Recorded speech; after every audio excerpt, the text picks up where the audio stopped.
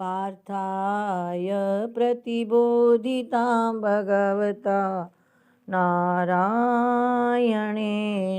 स्वयं व्यासेन ग्रथितां पुराणमुनिना मध्ये महाभारतम् अद्वैतामृतवर्षिणीं भगवती अष्टादशाध्यायिनी मम्ब त्वामनुसन्दधामि भगवद्गीते भवद्वेषिणी गीते भवद्वेषिणी। षष्ठोऽध्यायस्य पञ्चदशः श्लोकः। अथ इदानीं योगफलमुच्यते। तदनंतर अब योग का फल कहा जाता है। तदनंतर अर्थ का अर्थ है तदनंतर, उसके पश्चात इदानीं अब योग फलम उच्यते, योग का फल कहा जाता है। युञ्जन्नेवं सदात्मानं योगी नियतमानसः शान्तिं निर्वाण परमां मत्संस्थामधिगच्छति। युञ्जन्नेवं सदात्मानं योगी नियतमानसः शान्तिं निर्वाण परमां मत्संस्थामधिगच्छति। युंजन होता है जोड़ता हुआ, लगाता हुआ। यु धातु के साथ क्षत्रिय प्रत्यय लगा हुआ अर्थ में युंजन समाहित करता हुआ, जोड़ता हुआ, लगाता हुआ। एवं इस प्रकार सदा सर्वदा आत्मान अपने अंतःकरण को योगी कौन लगाता है? योगी पुरुष।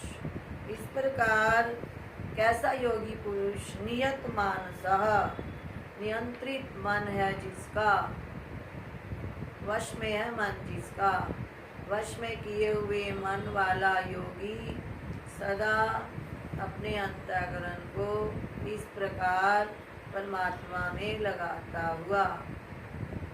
निर्वाण परमां शांतिम, निर्वाण परमां का अर्थ है परम निर्वाण, परम शांत रूप जिसमें दुख का लेश भी नहीं, परमात्मा पद, शांत पद, परम शांत स्वरूप, मोक्ष स्वरूप, सदा रहने वाली शांतिम, शांति को, मत संस्थाम अधिगच्छति, जो जिसका मन मेरे में समाहित है। तो इस प्रकार नियत मानस योगी सदा ऊपर कही गई रीति से मन को परमात्मा में जोड़ता हुआ, मत संस्थान परमात्मनिष्ठ, मेरे में स्थित या पर मुझ परमात्मा में स्थित, निर्वाण परमाम, परम निर्वाण, परम मोक्ष रूप शांतिम, शांति को अधिगच्छति प्राप्त करता है। नियंत्रित मन वाला योगी ऊपर कही गई रीति से आत्मा में मन को जोड़ता हुआ, अपने अंतःकरण को लगाता हुआ, सदा मुझ में स्थित रहता हुआ, परम निर्वाण शांति को, मोक्ष रूप शांति को, जिसमें दुख का लेश मात्र भी नहीं, ऐसी शांति को, शाश्वत शांति को अधिगच्छति प्राप्त होता है। अब इसका भाष्य देखो, पूरे शब्द स्पष्ट हो जाएंगे। मत संस्था, मुझ में स्थित, परमात्मा में स्थित। युंजन का अर्थ है समाधानम कुर्वन्, समाहित करता हुआ। एवं आया यथोक्तेन, इस प्रकार जैसा कि ऊपर कहा गया, यथोक्तेन विधानेन, ऊपर कहे गए विधान से, रीति से, कैसे स्थान पर बैठे, कैसा आसन हो, किस प्रकार मन को विषयों से रोक कर सब ओर से इंद्रियों को वश में करता हुआ बैठे, ऊपर पूरी सब विधान ऊपर बताए हैं। तो इस प्रकार ऊपर कहे गए नियम से, विधान से, सदा, ये नहीं एक क्षण दो क्षण, सदा सदा ही आत्मानम अंतःकरण को योगी पुरुष नियत मानसो नियतम संयतम मानसम मनोयस्य स्वयं नियत मानसः, नियत है, संयमित है मन जिस पुरुष का, वही यह नियत मानस पुरुष कहा जाता है। वह पुरुष नियंत्रित मन वाला योगी पुरुष शांतिम उपरतिम निर्वाण परमाम, निर्वाणम मोक्षः, निर्वाण का अर्थ है मोक्ष रूप, यानी जन्म मृत्यु से हमेशा के लिए छुटकारा, दुखों से निवृत्ति, परम आनंद की जिसको प्राप्ति हो जाती है, ऐसी शांतिम का अर्थ हो गया उपरतिम, निर्वाण परमम का अर्थ बता रहे हैं निर्वाणम मोक्षा, तत्परमा निष्ठा यस्या शांते सा निर्वाण परमा।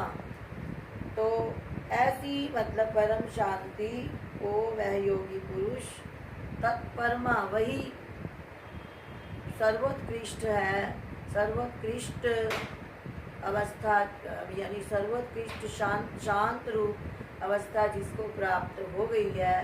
परमा मतलब सर्वश्रेष्ठ, सर्वोत्कृष्ट, निष्ठा उसमें निरंतर जिसकी स्थिति हो गई है, निष्ठा नितराम स्थिति, यस्या जिस पुरुष की शांते शांति रूप में, ऐसे पुरुष को कहते हैं परम निर्वाण शांति को प्राप्त हुआ पुरुष, सा निर्वाण परमा, वही निर्वाण परमा शब्द से यहाँ कहा गया है, यानी ऐसी परम शांति की जिससे बढ़कर और कोई शांति, शांत अवस्था नहीं है, उसमें जिसकी स्थिति हो गई है, ताम निर्वाण परमाम, उस सदा रहने वाली शांति को, मत संस्थाम मत अधीनाम अधिगच्छति, कैसे प्राप्त होती है वो, मेरे में स्थित होकर, मुझ परमात्मा में स्थित होकर, मत अधीनाम यानी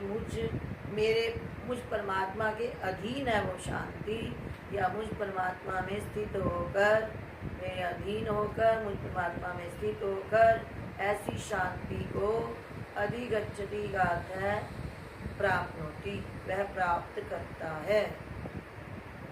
दोबारा देखो, युंजन समाधानम कुर्वन्, समाहित करता हुआ, जोड़ता हुआ, लगाता हुआ, एवं यथोक्तेन विधानेन, ऊपर कहे हुए विधान के अनुसार, नियम के अनुसार, सदा हमेशा ही, सदैव, आत्मानम अंतःकरण को, कौन लगाता है, योगी। योगी कौन होता है, नियत मानसो। नियत मानस का क्या अर्थ है, नियतम संयतम मानसम मनोयस्य, नियत नियंत्रित है, संयमित है मन जिस पुरुष का, उसे नियत मानस कहते हैं। वह पुरुष जिसने अपने मन को नियंत्रित कर लिया है, शांतिम उपरतिम, शांति को, कैसी शांति, निर्वाण परमाम, ये क्या होता है निर्वाण परमाम, एक एक का साथ के साथ अर्थ बताए जा रहे हैं भाष्य में, भाष्यकार हुआ।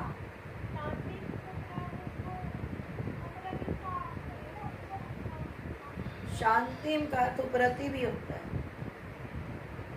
उपरति हो जाना, उपराम हो जाना, चुप हो जाना, ऊपर उठना तो नहीं आया, उपराम हो जाना, बस जैसे वो एकदम शांत हो जाता है, कहते अब मुझे कुछ नहीं लेना देना, मैं उपराम हूँ। ऊपर उठना तो उत्तिष्ठ होता है या उदासीन होता है, हाँ उदासीन होता है ऊपर उठना।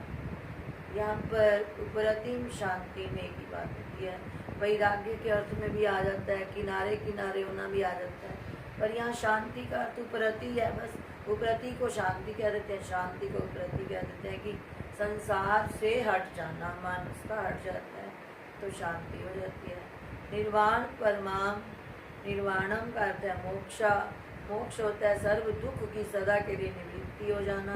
तत्परमा निष्ठा यस्या, उस वही परम शांति रूप में निरंतर स्थिति है जिस पुरुष की, शांति उस शांति में, सा निर्वाण परमा, वही मोक्ष रूप परम शांति को, ता निर्वाण परमा, उस परम निर्वाण रूप शांति को, मतलब समझाने के लिए ये शब्द दोबारा लगाए गए हैं, तो वह अर्थ तो वही आ जाएगा ना, उस परम निर्वाण यानी परम मोक्ष रूप उस सदा रहने वाली शांति को मत संस्थान करता है, मत अधीनाम, जो वह पुरुष मेरे में स्थित होकर, मेरे अधीन होकर या मेरे में स्थित होकर अधिगच्छति का अर्थ है प्राप्त होती, प्राप्त करता है। आपको इसमें से भाष्य के अर्थ जी अधिगच्छति का लेना है, प्राप्त करता है। निर्वाणम का अर्थ हो गया मोक्ष, परमा निष्ठा यस्या शांति सा निर्वाण परमा, परमा का अर्थ सर्वोत्कृष्ट, परम, इससे बढ़कर वो शांति नहीं है। तो ऐसे उस शांति को वह पुरुष प्राप्त करता है। जो ये श्लोक चले थे हमारे आसन वाले, उसका यहाँ पर उपसंहार हुआ है कि वह योगी पुरुष निरंतर मुझ में चित्त को लगाए। 10वें श्लोक से लेकर चला था, फिर बताया था कैसे स्थान पर बैठे और कैसा आसन कैसा हो, स्थान कैसा हो, और ना अति ऊंचा हो ना अति नीचा हो, मन को एकाग्र करके बैठे, इंद्रियों को एकाग्र करके बैठे, शरीर को सीधा रखे, सिर और गर्दन को सीधा रखे, नासिका के अग्रभाग को देखे, अन्य दिशाओं को ना देखे, ब्रह्मचर्य व्रत में स्थित रहे। इतने साधन करने के पश्चात फिर उसको मिलता क्या है पुरस्कार, तो उसका आज यहाँ पर उपसंहार हुआ। अभी आगे भी चलेगा, पर एक बार उसका निष्कर्ष निकाल रहे हैं कि जो पुरुष इस प्रकार इतना प्रयत्न करता है वो फिर मेरे में स्थित होकर परम निर्वाण रूप मोक्ष रूप शांति को प्राप्त करता है। अब ये और भी साधन आ रहे हैं कि कैसे करे, तो मतलब अब इसमें आहार का वर्णन आएगा, आहार व्यवहार का वर्णन आएगा कि साधक पुरुष को कितना आहार करना चाहिए, कैसे स्थान पर भोजन बनाना चाहिए, खाना चाहिए, उसका भी प्रभाव पड़ता है। भोजन जो बनाता है वो भी अगर बड़ा उद्विग्न चित्त वाला होगा तो खाने वालों को भी वैसा अशांत हो जाएंगे वो भी। इसलिए कहते हैं नाम जपते हुए शांत चित्त होकर भोजन बनाना चाहिए, पवित्र स्थान में बनाना चाहिए। और कोई कहे कि हम सारी रात चलो जागते रहेंगे तब भगवान मिल जाएंगे, कोई कहे चलो सोते ही रहेंगे तब मिल जाएंगे। कितना सोना चाहिए, कितना जागना चाहिए, ये 2 श्लोकों में अब आगे आ रहा है। युक्ताहार विहार से आएगा कि उचित आहार हो, उचित विहार हो, उचित चेष्टा हो, उचित रूप से सोना हो, उचित रूप से जागना हो, उसी को यह योग प्राप्त होता है। कोई सोचता है कि भोजन छोड़ देते हैं, घास खाने से परमात्मा मिले, घास तो कहते हैं पशु भी खाते हैं उनको मिल जाए। कोई सोचता है जल में खड़े होकर परमात्मा मिल जाएंगे, जल में तो मछली भी रहती है उसका मिल जाए। ऐसा नहीं है। मुख्य रूप से अपने मन बुद्धि इंद्रियों को नियंत्रित करना है। परमात्मा ने बुद्धि दी है, मनुष्य शरीर में ही बुद्धि है जिससे वो सोच सकता है कि मुझे कहाँ बैठना है, कितना खाना है, कितनी मात्रा में खाना है। जब आप खा रहे होते हो तो आप अपने आप ही कह देते हो बस और नहीं चाहिए। अगर ज़्यादा खा लेते हो कई बार स्वादिष्ट करके तो कितना फिर बाद में उसके लिए तंग होना पड़ता है। तो गीता हमें आहार व्यवहार विहार चाल चलन की भी शिक्षा देती है। तो 16 और 17 श्लोक में आगे आ रहा है, तो ये श्लोक ध्यान से पढ़ना। भाष्य भी इसका थोड़ा सा कठिन है पर फिर भी ऐसी बात नहीं है, जब और श्लोक पढ़ेंगे ये भी आ जाएगा। हाँ जी, श्लोक नंबर 16 है। गीता हमें बतलाती है कि कितना खाना चाहिए, कहाँ पर भोजन बनाना चाहिए और कितना सोना चाहिए, कितना जागना चाहिए। यहाँ पर अति का निषेध किया गया है, अति शब्द आएगा। और बिल्कुल नहीं खाते कई, तो उनके लिए भी निषेध किया गया कि नहीं ऐसा भी नहीं होना चाहिए। बहुत सोते हैं कई, बहुत जागते हैं कई, उनके लिए भी, उनको ये योग प्राप्त नहीं होता। योग किसको प्राप्त होता है इसलिए बता। श्लोक नंबर 16 और 17। अभी 16 का अर्थ कर रहे हैं आज। इदानीम योगिना आहार आदि नियम उच्यते। अब योगी के आहार आदि नियमों का वर्णन किया जाता है। आहार आदि नियमों को कहा जाता है। श्लोक का ही अर्थ हो पाएगा, आज समय हो गया। नात्यश्नतस्तु योगोस्ति। बाकी आसान है, पहला अक्षर ही थोड़ा सा कठिन है, इसको ध्यान से सुन लो। 3 बार बोला जा रहा है। नात्यश्नतस्तु, नात्यश्नतस्तु, नात्यश्नतस्तु। बोलो वीना नारंग जी।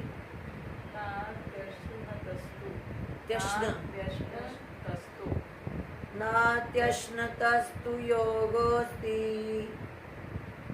न चैकान्तमनश्नतः न चाति स्वप्नशीलस्य जाग्रतो नैव चार्जुन। नात्यश्नतस्तु योगोस्ति न चैकान्तमनश्नतः न चाति स्वप्नशीलस्य जाग्रतो नैव चार्जुन। न अति अश्नता तु योगा अस्ति। अति अश्नता, बहुत अधिक खाने वाले का योगा न अस्ति, योग सिद्ध नहीं होता है। तू का यहाँ और में ले लो, और बहुत अधिक खाने वाले का योग सिद्ध नहीं होता है। योग सिद्ध होना मतलब परमात्मा की प्राप्ति।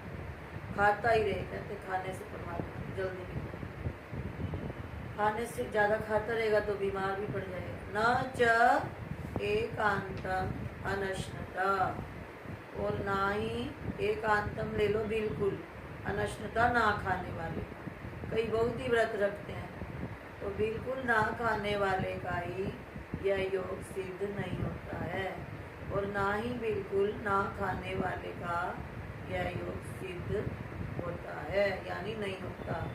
ना तो ये कि बहुत खाए और ना ये कि बिल्कुल ना खाए, दोनों ही कर उचित खाए। आगे आ रहा उचित का, आगे आया ना च अति स्वप्नशीलस्य, और ना ही बहुत सोने वाले का। स्वप्न मैंने सोना, धातु स्वप्न धातु होती है सोने अर्थ, तो स्वप्नशील सोने के स्वभाव वाले का। अति स्वप्नशील और बहुत अधिक सोने वाले का भी यह योग सिद्ध नहीं होता। और ये अति जागृतों के साथ भी लगा लो, बहुत अधिक जागने वाले का भी यह योग सिद्ध नहीं होता। अर्जुन, हे अर्जुन, हाँ कई बार आपके मन की स्थिति ऐसी बनी होती है कि आपको जप करने में, विचार करने में इतना आनंद आ रहा है कि समय का भान ही नहीं होता और देर हो जाती है। मीरा सारी सारी रात कीर्तन करती है, वो अलग है, वो अलग स्थिति है। परंतु जो वास्तव में केवल यही सोच ले कि मैं जागता ही रहूँगा तो परमात्मा मिलेंगे, मैं बहुत अधिक सोता रहूँगा तो भी मिल जाएंगे, नहीं। गीता यानी हमारे शरीर का भी पूरा वर्णन करके स्वास्थ्य ठीक होगा तो ही योग सिद्ध होगा। योग सिद्ध का मतलब परमात्मा की प्राप्ति। ये साधक के लिए योग सिद्धि की बात आ रही है। हाँ, जब भक्ति मार्ग में, ज्ञान मार्ग में बहुत अधिक आगे बढ़ जाता है कि उसको समय का भान ही नहीं होता, वो अलग बात है। पर हमेशा के लिए ऐसा नहीं हो पाता। तो इसका अर्थ दोबारा देख लो। अति अश्नुता तु योगो नास्ति, बहुत अधिक खाने वाले का योग सिद्ध नहीं होता। एकांतम, बिल्कुल अनश्नता ना खाने वाले का भी योग सिद्ध नहीं होता। अति स्वप्नशील से, बहुत अधिक सोने वाले का भी यह योग सिद्ध नहीं होता। और जागृत हो, अति जागृत हो और बहुत अधिक जागने वाले का भी नैव योग अस्ति, यह योग सिद्ध नहीं होता है। अर्जुन, अगले श्लोक में बताया युक्ताहार विहारस्य युक्त चेष्टस्य कर्मसु युक्त स्वप्नावबोधस्य योगो भवति दुःखः। जो उचित आहार और विहार करने वाला है, विहार मैंने चलना, और उचित जिसकी कर्मों में चेष्टा है, जितना भार उठाया जाता है उतना ही उठाएगा ना। 10 किलो उठा सकता है, 20 किलो उठा लेगा तो फिर वहीं पर बीमारी शुरू हो जाएंगी। युक्त चेष्टा से, उचित कर्मों में उचित चेष्टा करने वाले का, युक्त स्वप्न, उचित सोने वाले का, युक्त अवबोध से उचित जागने वाले का ही दुख या दुखों का नाश करने वाला योग भक्ति योग सिद्ध होता है।